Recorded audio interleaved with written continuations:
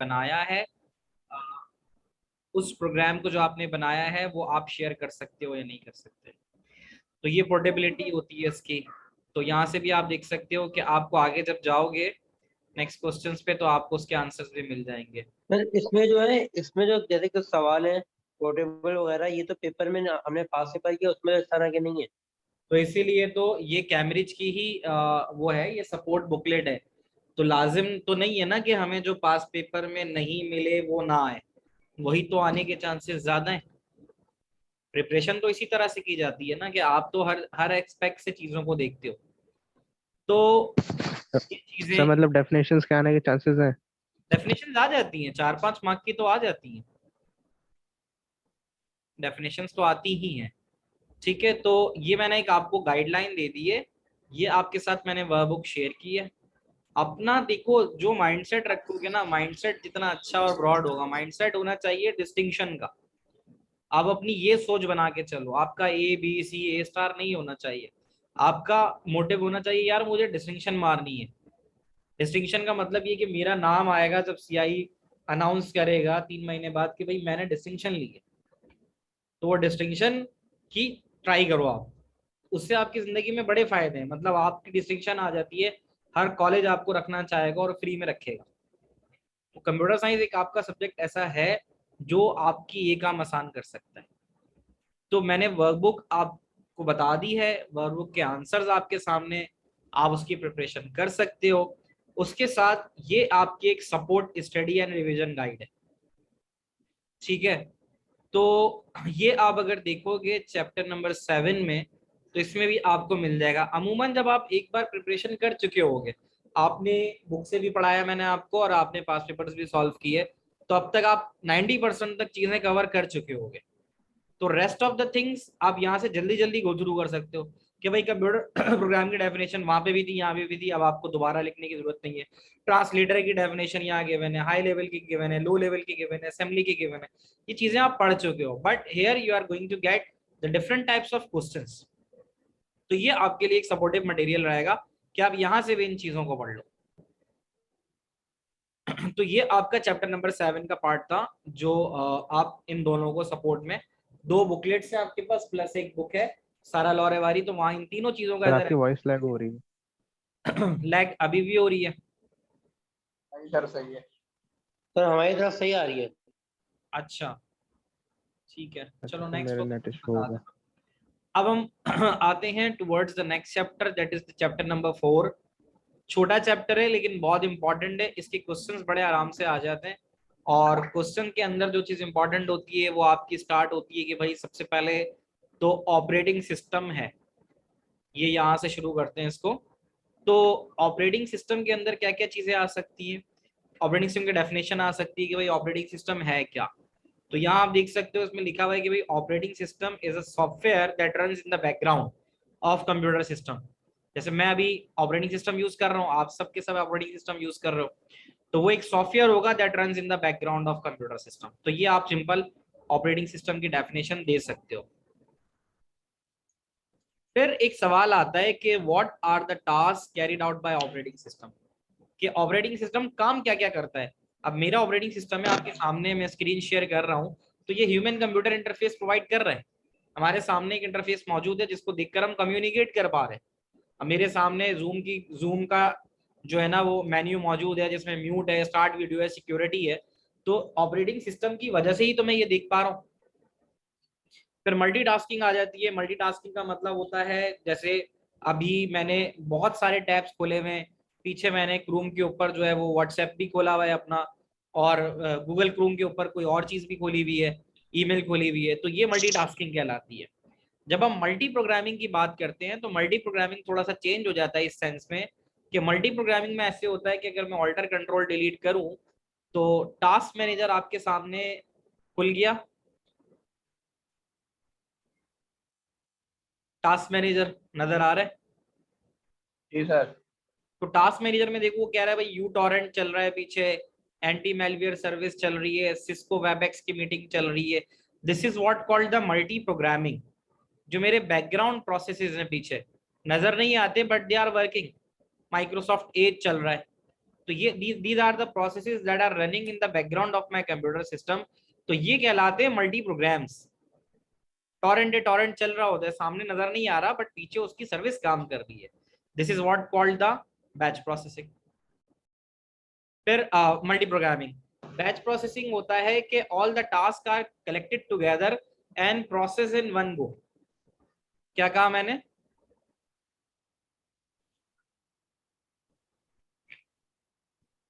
Batch processing के बारे में मैंने क्या कहा? All the programs are collected together and operated in one go. Process in one गो, ये बैच प्रोसेसिंग होती है। जैसे घर के ऊपर जो बिल आता है हमारे पास, वो 1 महीने बाद आता है, या आपकी जो मुझे क्लास लेनी थी जब सब आ गए तो मैंने स्टार्ट कर दी। तो all the task are collected together and process in one go, इस चीज को हम बैच प्रोसेसिंग कहते हैं।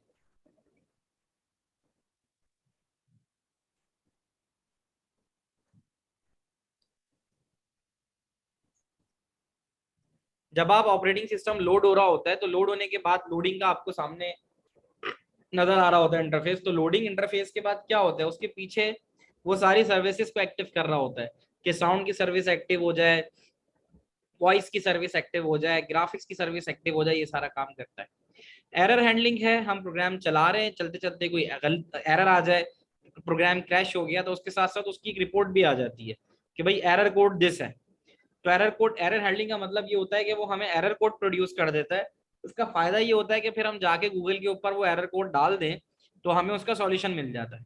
अब जैसे अगर स्क्रीन शेयर हो रही होगी आपके पास क्रोम की ना, तो क्रोम पे अब मैं यहाँ पे जैसे लिखता हूँ एरर और मैं लिखता हूँ कोड।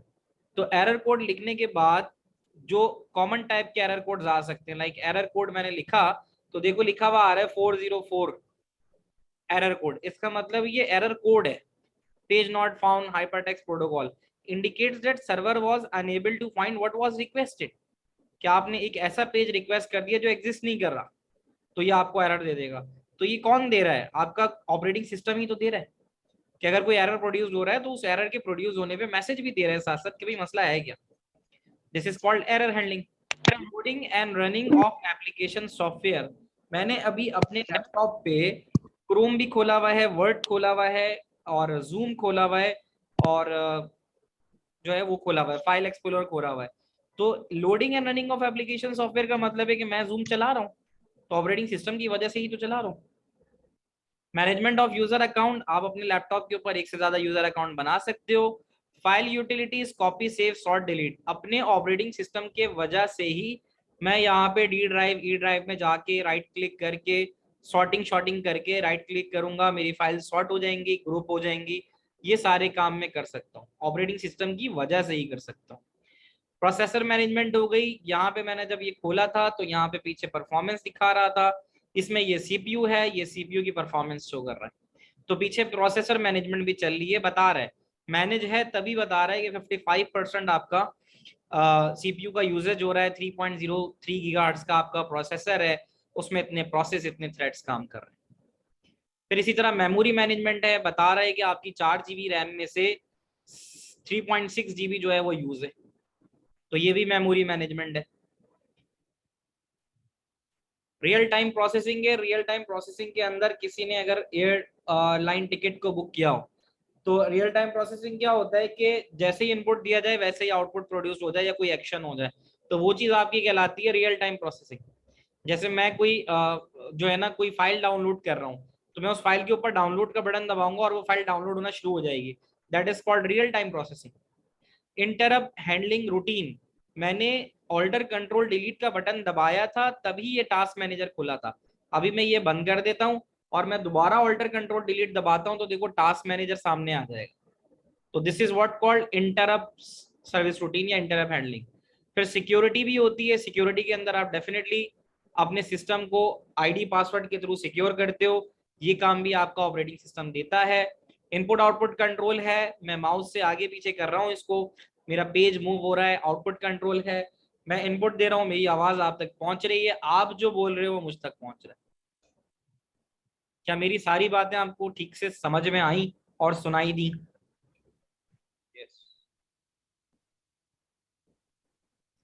हाँ भाई, तैयब, याया, सुफियान। जी सर, आगे। ये सर, गायब हो हो गया, गया एक आया था, कौन था जो Yes, sir. आया और चला गया? अब्दुल मालिक? नहीं, अब्दुल्ला अब्दुल मालिक ही तो था। जी सर आए। हसन भी आया, हसन हसन भी आया, वो भी शॉर्ट। कहाँ चले गए? आप मैसेज भी नहीं आया, हसन हसान नहीं आया, अब्दुल सन तो मालिक आया था आया ना, था, वो चला गया। ग्रुप पे डालो कहाँ गायब हो गए। अच्छा, आपसे सवाल छोटा सा पूछ सकता है कि ऑपरेटिंग सिस्टम कौन कौन से हो सकते हैं, तो क्या क्या बताओगे? अब जरा माइक शाइक खोल लो। क्या तो क्या पूछना? ऑपरेटिंग सिस्टम कौन कौन से हो सकते हैं कॉमन? रियल टाइम प्रोसेसिंग हो सकता है। नहीं नहीं, ऑपरेटिंग सिस्टम कौन कौन से होते हैं?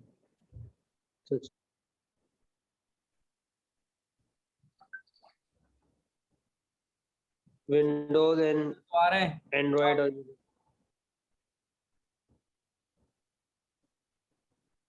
सामने लिखा हुआ तो है। जी जी सर, एंड विंडो सर, क्या एंड्रॉइड। सवाल किया आपने? सवाल ये किया है कि ऑपरेटिंग सिस्टम कौन कौन से होते हैं? ऑपरेटिंग सिस्टम सर कुछ 8 to 7 टाइप्स के होते हैं।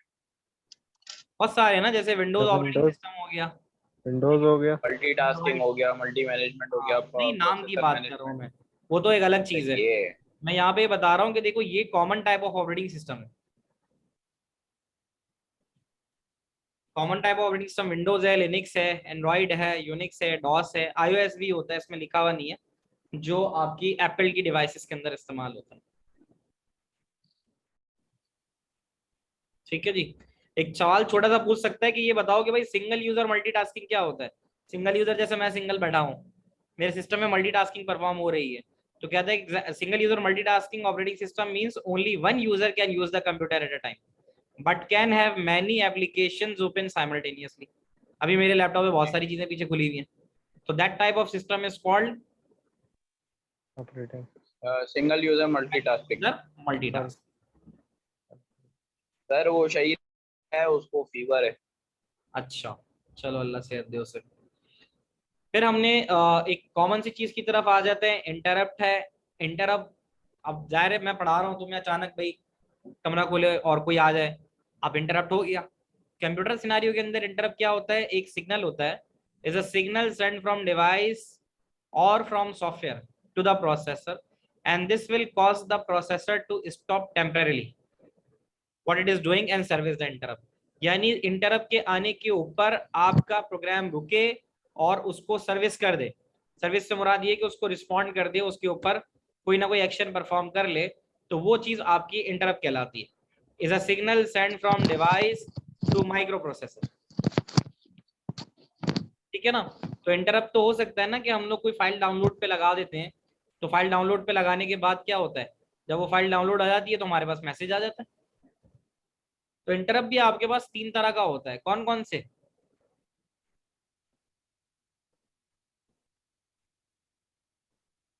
कुछ याद है?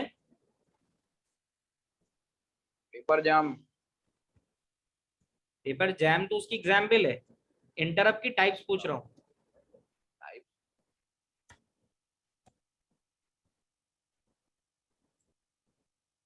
कौन कौन से लिखे मैंने? Hardware interrupt, software hardware interrupt, software interrupt, user hardware interrupt और यूजर जनरेटेड इंटरप्ट। इसमें से यूजर जनरेटेड कौन सा होगा? अभी तुम्हारे सामने किया था मैंने।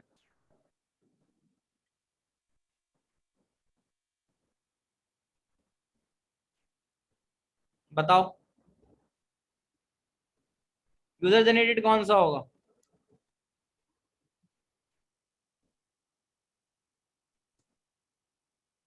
नहीं आ रहा जवाब? हाँ या ना तो बोलो। नहीं आ रहा था। No sir.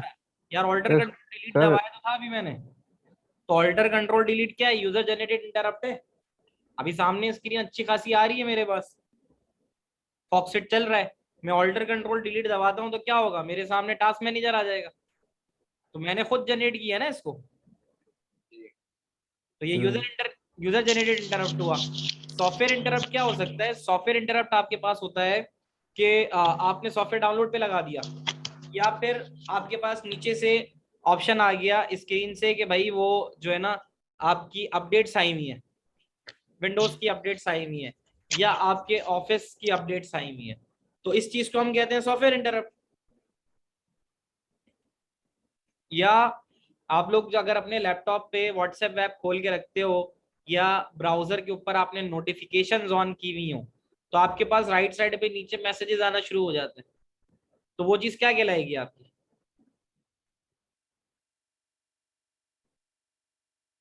बोल दो, क्या कहलाएगी? Software interrupt. सॉफ्टवेयर इंटरप्ट कहलाएगी। और हार्डवेयर इंटरप्ट क्या होगा?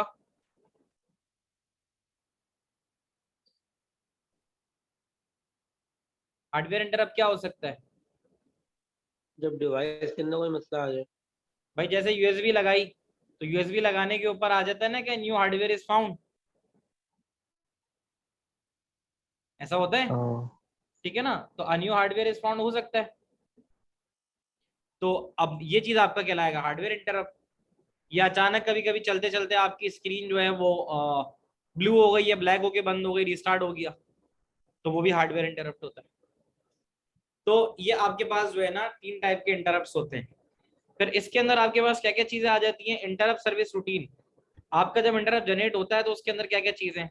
तो एग्जाम्पल बता रहे हैं कि जब एक बार इंटरप्ट आ जाता है, ये जो पूरी कहानी लिखी हुई है उसको शॉर्ट करते हैं, तो ये कहता है कि एक बार अगर इंटरप्ट आ जाए तो फिर उसके बाद ये होता है कि प्रोसेसर या तो अपने जो काम कर रहा है उसको कैरी ऑन करके रखता है, या तो फिर जो काम कर रहा होता है उसको रोक के किसी जगह स्टोर कर लेता है, और उसके बाद जो इंटरप्ट आया होता है उसको सर्विस करता है, यानी उसको देखता है। तो कह रहा है कि an example would be downloading a file from internet at the same time listening to the music from computer library. Whenever an interrupt is serviced, the status of current task being run is saved. तो interrupt handler वो होता है जो current task का status save करता है अपने पास, और एक बार फिर जब वो इंटरप्ट को सर्विस कर दे, यानी इंटरप्ट को रिस्पॉन्ड कर दे, उसके बाद वो जहां से काम कर रहा होता है वापस उसी तरफ आ जाता है। फिर बफर्स आ गए। बफर्स आपके पास क्या होते हैं? आप YouTube की वीडियो खोलते हो और वो YouTube की वीडियो खोलने के बाद उसके पीछे एक ग्रे बार आना शुरू हो जाता है, तो बफर टेम्परेरी स्टोरेज एरिया होता है। टेम्परेरी स्टोरेज एरिया होता है, उसकी वजह ये होती है कि आपका हार्डवेयर जो होता है वो स्लो मूव करता है, यानी आपका सिस्टम स्लो हो सकता है और आपके पास इंटरनेट बड़ा तेज आ रहा है, तो प्रोसेसिंग करने में आपका हार्डवेयर टाइम ले सकता है। तो आपका व्यूअर एक्सपीरियंस खराब ना हो, आप मैच देख रहे हो और वो अटक अटक के आ रहा हो, तो फिर आप देखने ही छोड़ दोगे, तो फिर वहां पे बफर लगाया जाता है, यानी बफर का इस्तेमाल होता है। जैसे आपने स्ट्रीमिंग, अगर आप कोई वीडियो स्ट्रीम कर रहे हो तो उसके अंदर बफर का मतलब होता है कि पहले वो इंटरनेट से आपके सिस्टम में आ जाए वो वीडियो, उसके बाद प्ले होगी, ये होता है बफर का काम। बफर टेम्परेरीली उस वीडियो को पहले आपके सिस्टम में डाउनलोड कर रहा होता है पीछे, जब वो हो जाती है डाउनलोड तो उसके बाद फिर वो वहां से प्ले करता है, डायरेक्ट फ्रॉम जो है ना इंटरनेट मीडिया से नहीं करता, ताकि आपका यूजर एक्सपीरियंस खराब ना हो। क्योंकि फिर उस वक्त होगा कि प्रोसेसिंग अगर स्लो डाउन हो रही है या इंटरनेट ऊपर नीचे हो रहा है, तो फिर आप ठीक से उस वीडियो को देख ही नहीं पाओ। ये बात समझ में आती है? Yes sir.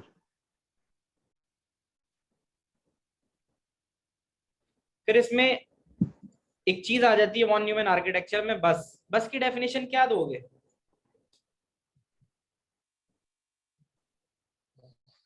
अगर आपके पास बस लिखने के लिए आ जाता है तो आप क्या लिखोगे?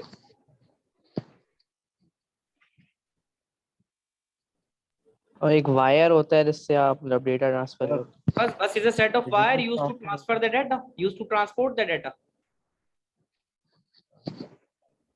ऐसा ही है। तो bus is a set of wire used to transport the data. तो ये आप बस के बारे में लिख सकते हो। बस कितनी तरह की होती है? 3 टाइप्स ऑफ बसेस होती हैं। हम्म एड्रेस बस, डेटा बस और control bus. Address bus, data बस और कंट्रोल बस लिखा हुआ ना। The component of model need to be connected. अब ये इतनी लंबी चौड़ी बता रहा है तो इतनी जरूरत नहीं है।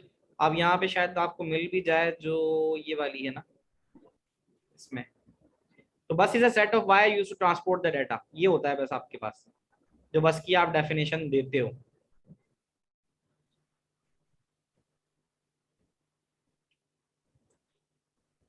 बस is a set of wires to transport the data.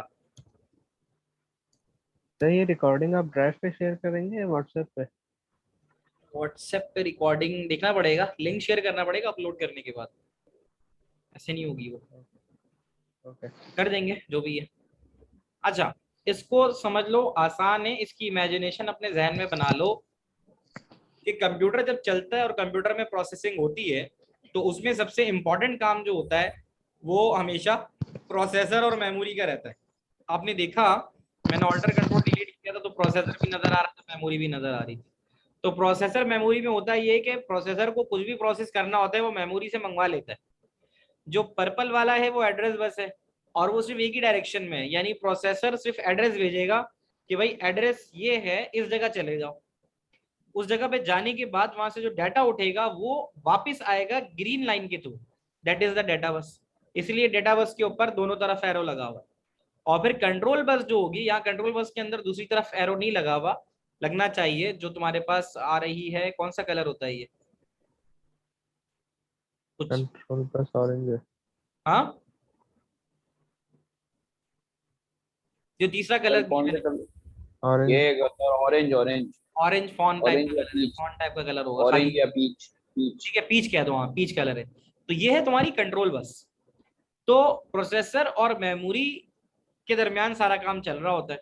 अब एड्रेस बस के बारे में आपको याद होना चाहिए कि एड्रेस बस क्या करती है, कैरी करती है signal relating to address between processor and memory. तो आप कह सकते हो address bus carries the address of instruction to be executed. Address bus carries address of that data to be executed। ये एड्रेस बस है। Data bus क्या करेगी?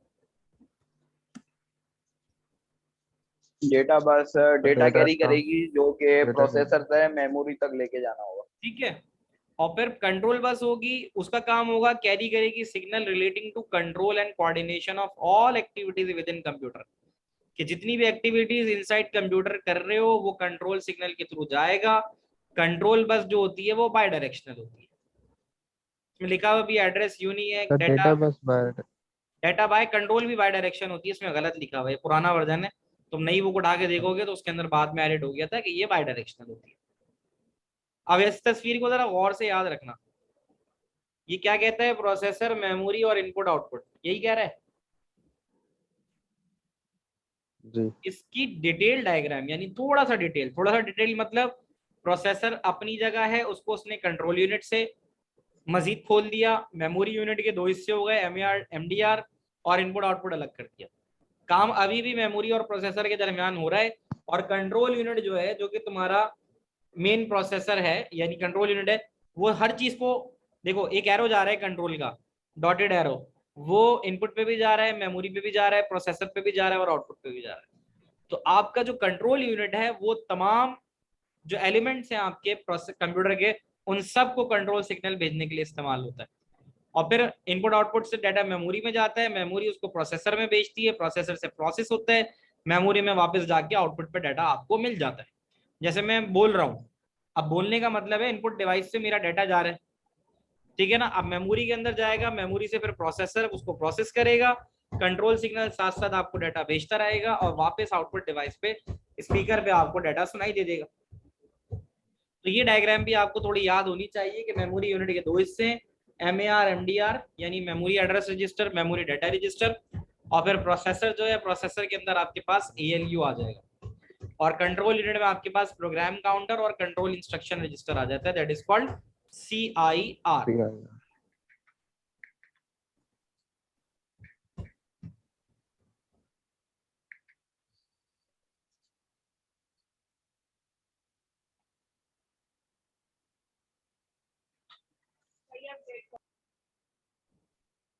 अच्छा जी, अब वो बता रहा है आपको कि मेमोरी यूनिट के अंदर आपके पास दो चीजें होती हैं।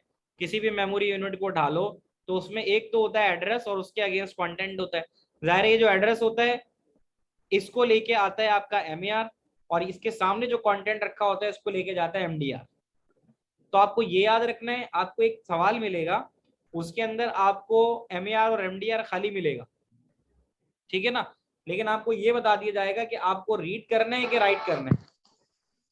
तो इसके पता हाँ, तो 5 मिनट में आया हुआ था, आसान है ना। देखो वो तुमसे कह रहा है रीड ऑपरेशन करो, मेरा एरो रीड ऑपरेशन पे। जब आप रीड करने को आपसे कहा जाता है तो रीड करने के लिए आप एड्रेस पे पहुंचते हो। मैं तुमसे कहता हूँ यार पेज रीड करो, तो तुम बोलोगे सर बताएं तो सही कौन से पेज पे। फिर जब मैं पेज बताऊंगा तो उन पेज पे जाके तुम उसका डाटा रीड करना शुरू करोगे। ऐसे ही है। जी। तो आपको सवाल में मिलेगा the address of location this to be read, यानी वो ये कह रहा है ये वाला एड्रेस है, ये एड्रेस है, इसको आपको रीड करना है। ठीक है, तो इस वाले को उठा के आप एमएआर में डालोगे। जब आपको सवाल मिले और उसमें रीड लिखा हुआ हो तो आप एड्रेस लोकेशन को उठा के एमएआर में डाल देना। तो आपने ऊपर देखा 410001 था, उसको डाल दिया आपने। अब आप यहाँ पे चले जाओ ऊपर और देखो कि 410001 है कहाँ। तो आप देखो कि 410001 हाँ 410001 ये आ गया। तो इसका कंटेंट क्या है? इसका कंटेंट है 01011011। ये 0101 कहाँ जाना चाहिए बताओ? कहाँ जाना चाहिए? ये जाएगा एमडीआर में, ये जाएगा हाँ MDR। सर मैं कहता अभी आप ये वीडियो फॉर्म भेजेंगे ना? क्या करूंगा? वीडियो का लिंक फॉर्म भेज देंगे? नहीं अभी तो मेरी क्लासेस हैं, इसके बाद 2 क्लासेस लूंगा। सर मैं कह रहा हूँ सर मैं बहुत थका हुआ, अभी जाकर सो सकता हूँ मैं? क्या हो सकता है? आराम अभी जाकर सो सकता हूँ मैं अगर अभी जाके ये सुन लूं? देखो 6-7 मिनट की क्लास रह गई है, बस चले जाओ उसके बाद। नहीं आया नहीं। 6-7 मिनट में 6-7-10 मिनट रह गए ना, तो 10 मिनट में खत्म हो जाएगी। 10 मिनट वेट कर लो, वीडियो में भेज दूंगा आपको, 10 मिनट वेट कर लो। मुँह धो के आ सकते हो तो जाओ ये करके आ जाओ। तो देखो एड्रेस के सामने तुम्हारे पास कंटेंट पड़ा हुआ है 01011011। इस कंटेंट को तुमने उठा के एमडीआर में डालना है। तो ये याद रखो, आपको एमडीआर खाली मिलेगा, तो आपने सिर्फ और सिर्फ 01011011 ये उठा के एमडीआर में डालना है।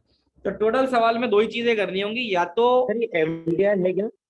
मेमोरी डाटा रजिस्टर, ये डाटा कंटेन करता है। अच्छा यहाँ बुक में गलत लिखा हुआ है, ये एमएआर नहीं है, ये एमडीआर है। ये भी आपको बुक में करेक्ट मिल जाएगा हार्ड कॉपी में। सर तो ये दोनों ब्लैंक मिलेंगे हमें? हाँ ये ब्लैंक मिलेंगे। अब अगर तुमसे राइट करने कहता है ना, देखो इसको समझो। जब मैंने तुम्हें बोला रीड करो, तो रीड करने के लिए तुम मुझसे पहले एड्रेस मांगोगे फिर डाटा मांगोगे, ऐसा ही है। और जब मैं तुम्हें बोलूंगा राइट करो, तो राइट में तुम पहले डाटा मांगोगे। तो यहाँ पे कह रहा है राइट, मैं बोलूंगा लिखो, तो तुम बोलोगे सर क्या लिखूं, इसका मतलब है तुम मुझसे डाटा मांग रहे हो। तो राइट के ऑपरेशन में फर्क यह आ जाता है कि रीड में अगर आप उल्टे हाथ के ऊपर एड्रेस लोकेशन देख रहे हो तो राइट में ऐसा नहीं होगा। राइट में आप क्या करोगे, देखो यही वाली बात हम कर रहे हैं, ये आ जाते हैं इस पे, ये आ गई आपके सामने। जब आपको राइट कहेगा ना, तो राइट में आपको इस हिस्से को देखना होगा। कहाँ निकल रहा है बार बार, ये आ गए। जब आपको राइट कहेगा ना, तो राइट में आपको इस हिस्से को देखना है कि पहले आप उठा के डालोगे इस वाले पार्ट को किसमें, एमडीआर में। MDR एमडीआर में 1001010101। अब यहाँ गौर से देखो, जब वो आगे गया और आगे जाके उसने बोला कि राइट ऑपरेशन परफॉर्म करते हैं, ये आ गया रीड और ये उसके आ गया राइट। कह रहा राइट ऑपरेशन परफॉर्म करो, again we will use the memory section, suppose this time we want to show how the value. अभी जो वैल्यू की टर्म इस्तेमाल कर रहा है ये डाटा है, तो वैल्यू को उठा के एमडीआर में डालोगे।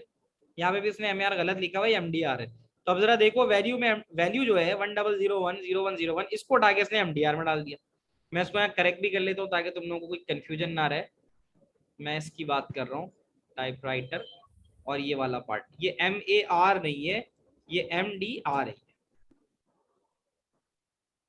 तो एक ये काम आप कर लोगे, और फिर क्या आएगा, ये वैल्यू आ गई और ये कह रहा है was written to memory location. तो ये आपकी मेमोरी लोकेशन, ये वाली। तो इसको किस में डाला जाना चाहिए, MAR में। तो ये 61 और 01 है, इसको उठा के आपने 61 और 01 को इसमें डाल दिया। समझ में आती है बात? फिर उसके बाद प्रोसेसर है। प्रोसेसर के अंदर आपके पास अरिथमेटिक लॉजिक यूनिट होता है, और अरिथमेटिक लॉजिक यूनिट का काम होता है प्लस माइनस मल्टीप्लाई सब्ट्रैक्ट, ये सब चीजें करना। ये आपको इस पे याद करना है। छोटी सी डेफिनेशन मिल जाएगी। CIR क्या होता है, करंट इंस्ट्रक्शन रजिस्टर होता है, और PC प्रोग्राम काउंटर होता है। अब ये 2 चीजें आपको याद करनी होगी। CIR क्या है, CIR contain current instruction during processing. CIR के अंदर जो भी करंट इंस्ट्रक्शन चल रही है प्रोसेसिंग के दरमियान वो रखी जाएगी, और प्रोग्राम काउंटर के अंदर address of the next instruction to be executed, कि अगली कौन सी इंस्ट्रक्शन उठानी है वो प्रोग्राम काउंटर में होगा। दो बातें कर रहा हूं मैं। PC contain the address of next instruction to be executed, program counter में जो अगली इंस्ट्रक्शन उठानी है वो पड़ा हुआ होगा, और सीआईआर के अंदर जो इंस्ट्रक्शन परफॉर्म हो रही है, जो इंस्ट्रक्शन हो रही है वो चीज चल रही होगी। तो ये आपके पास इस तरह से ये दो डेफिनेशन आपको याद करनी होंगी। यहाँ पे मैं इसको कॉपी, तो ये छोटी छोटी चीजें आपको जरूर याद होनी चाहिए। ये मैच करने में भी आ जाती हैं, तो फिर आपको मैच में उसको लिखना पड़ता है कि कौन सी चीज कहाँ जाएगी। हाँ, इसके बाद एक मॉन्यूमेंट आर्किटेक्चर का एक छोटा सा इसके स्टेप्स हैं वो आपको याद रखने होते हैं। वो ये कहता है कि भाई फैच एग्जीक्यूशन साइकिल में, फैच है ना, फैच का मतलब जाना और लेके आना, यानी फैच का मतलब ये कि प्रोसेसर मेमोरी से कुछ मंगवा रहा है, तो मेमोरी का एड्रेस रखेगा वो अपने पास और उसके अगेंस्ट उसको डाटा मिल जाएगा। फेच एग्जीक्यूशन साइकिल के अंदर एक्चुअल क्या हो रहा होता है, ये 4 स्टेप्स आपने याद रखने। सबसे पहले पीसी है, PC contain the address of memory location of next instruction which has to be fetched. मेरे पास जहन में था कि मुझे आपकी 11 बजे क्लास लेनी है, तो मेरे पीसी के अंदर एड्रेस था कि मुझे ग्रुप पर ये लिंक डालना है कि मेरी ये क्लास होगी, तो वो पीसी था। The address is then copied from the PC to memory address register MAR। फिर पीसी का मतलब जो मुझे पता था कि भाई मुझे आपके व्हाट्सएप ग्रुप के ऊपर लिंक डालना है, तो फिर वो मैंने डाल दिया। The content at the memory location contained in MAR are then copied temporary to the MDR। फिर मुझे ये था कि मुझे आपको पढ़ाना क्या है, तो वो मेरा MDR था कि मुझे कंटेंट क्या पढ़ाना है। फिर the content of the MDR are then copied into CIR। अब मैं करंटली आपको क्या पढ़ा रहा हूं, दैट इज द CIR। और फिर आखिर के अंदर जब इंस्ट्रक्शन हो जाएगी, यानी आपको मुकम्मल कर लूंगा, तो PC+1 यानी मेरी एक क्लास मुकम्मल हो जाएगी। तो एक्चुअल आपको जो याद रखना है हमेशा कि जो आपकी फेच एग्जीक्यूशन साइकिल है वो स्टार्ट होती है पीसी से, PC, MAR, MDR, CIR, PC+1 और आखिर में डिकोडिंग। क्या क्या चीजें मैंने बताई, रिकैप करो इसको।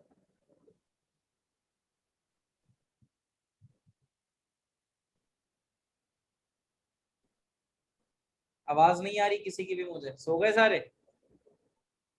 PC, MAR, Yes, sir. MDR, PC है प्रोग्राम काउंटर, फिर MAR, फिर MDR, फिर CIR, और उसके बाद PC+1। तो ये आपकी फैच एग्जीक्यूशन साइकिल होती है। तो ये ये PC+1 क्या होता है? PC+1 के अगर एक प्रोग्राम मुकम्मल हो गया तो उसमें PC+1 कर दे।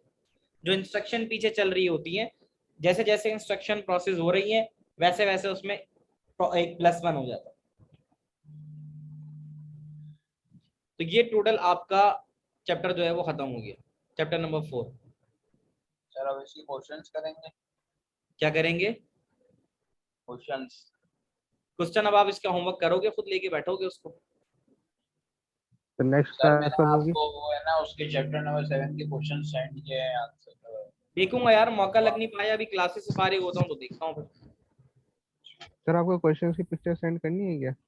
नहीं, वो लाजिम नहीं है। आप ऐसा करो, सिंपल इज दैट है ना कि आपके पास मार्किंग की है, आप उसको चेक करो। हाँ, मार्किंग की का आंसर नहीं समझ में आता तो आप मुझसे पूछो, क्योंकि ये थोड़ा सा मेरे लिए मुश्किल हो जाएगा कि फिर चेकिंग करना ना, इतनी सारी चीजें टाइम मिल नहीं पाता, बहुत शॉर्ट हो जाता है रमजान में टाइम ना। तो और अभी पेपर बच्चों के होने वाले हैं ओके एक है, तो बड़ा जो है ना निकालना 6 घंटा जो है ना उसके बाद निकालना बड़ा मुश्किल होता है रमजानों में।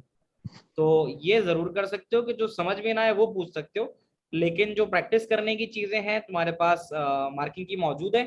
अपना काम करो, उसको मार्किंग की से चेक करो, अगर वो गलत हो रहा है तो मार्किंग की से उसको करेक्ट कर लो, और नहीं समझ में आ रहा तो वो चीज मुझसे पूछ लो। अगर चीजें क्लियर हैं, साफ हैं, सब सही चल रहा है, आंसर सही आ रहे हैं, तो अच्छी बात है, प्रैक्टिस करते रहो। अच्छा सर, वो फ्लो चार्ट के भी मैंने आपको क्वेश्चंस भेजे थे, कुछ वो समझ देखता हूँ में नहीं मैं, आ आज रहे थे। क्लास से थोड़ा फारिग होता हूँ फिर देखता हूँ, मौका बीच में लग ही नहीं रहा था इसलिए तो मैंने उसको देखा नहीं, लेकिन कोशिश करूंगा, ठीक है, देखो सैरी तक तो मैं रिस्पॉन्ड कर दूँ। ठीक है। ठीक है, तो ये इंशाल्लाह करके रखो। इसके कुछ क्वेश्चंस हम अगली क्लास में करते हैं, यानी वॉन न्यूमैन के जो कुछ क्वेश्चन अगली क्लास में करते हैं, और उसके बाद फिर हम उठाते हैं चैप्टर नंबर 2। ठीक है ना, तो ठीक है इसको थोड़ा सा देखते हैं और फिर चैप्टर 2 करते हैं। लेकिन ये कि मैंने आपको रिसोर्सेज सारी दी हुई हैं, आप जो है उसको उठाओ, पीछे बुक से उठाओ और रिवीजन गाइड से उठाओ। थोड़ा सा तेज पेस पकड़ लो, ये सोचो कि बस हफ्ते 15 दिन में उसको निपटाना है, निपटा लोगे तो अच्छी बात है, बाकी सब्जेक्ट्स को फिर बाद में टाइम दे दोगे आप। तो साथ साथ वजन उठाते जाओ तो फिर आखिर में भारी नहीं पड़ेगा। ठीक ठीक है, चलो ओके, अल्लाह हाफिज। ठीक है। या फिर